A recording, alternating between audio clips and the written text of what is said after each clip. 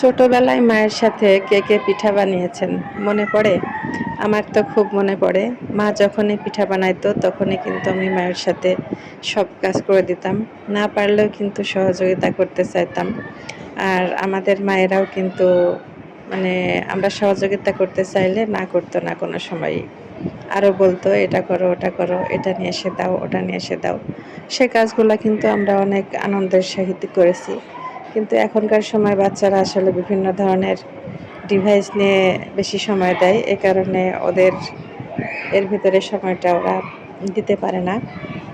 তো আমার বাচ্চাদের কিন্তু আমি সবসময় এই কাজগুলা করার সময় কাছে রাখি এবং এ ধরনের কাজগুলা করতে আমি তাদের অনুপ্রাণিত করি। তো আমি পিঠা বানাচ্ছিলাম, ওরা কিন্তু ইচ্ছামতো শেপ করে ওদের যা ইচ্ছা, কেউ ললিপপ করেছে, কেউ ডোনাট করেছে, কেউ হচ্ছে চাকা করেছে, মানে যার যার ইচ্ছা আর কি। কেউ পিৎজা করেছে, ঠিক আছে, এভাবে ওরা করেছে। তো যাই হোক, ওরা যাই করুক না কেন, ওদের আবদার যে আমরা এগুলা তৈরি করেছি, আমাদের এগুলা ভেজে দেওয়া লাগবে।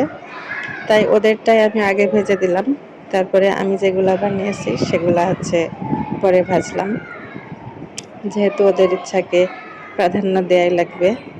বাচ্চাদের কিন্তু এ ধরনের কর্মকাণ্ডের ভিতরে রাখলে ওদের হচ্ছে মেধাবৃত্তির বিকাশ হয় এবং ওরা অনেক আনন্দ পায়। তো ওদেরগুলো আমি প্রথমে ভেজে নিলাম, তারপরে আমি এগুলা ভাজতেছি। এগুলা কিন্তু হচ্ছে কোনো ছাঁচ দিয়ে আমি করিনি। জাস্ট ২ হাতে নিয়ে এভাবে গোল গোল করে একটু চ্যাপ্টা করে নিয়ে কাঠি দিয়ে আমি উপরে এটা এঁকেছি।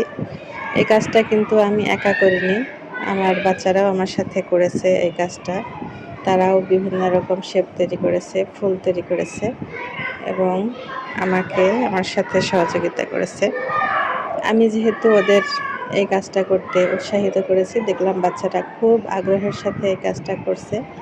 দেখে আসলে আমার অনেক ভালো লাগলো এবং আমি যে কাজই করি না কেন, রান্না করার সময়ও ওদের হচ্ছে আমি ইনভলভ করি যে এটা নিয়ে আসো, ওটা নিয়ে আসো, যাতে ওরা মোবাইল কম্পিউটারে বেশি টাইম দিতে না পারে, এজন্যই। আর যখন পড়াশোনা করে তখন একা একা পড়তে চায় না, আর রান্না করার সময় অধিকাংশ সময়ই আমি ওদের পাশে বসিয়ে পড়াই। কোনো কিছু বেঁধে গেলে, কোনো কিছু বলে দেওয়ার প্রয়োজন হলে বলে দিই।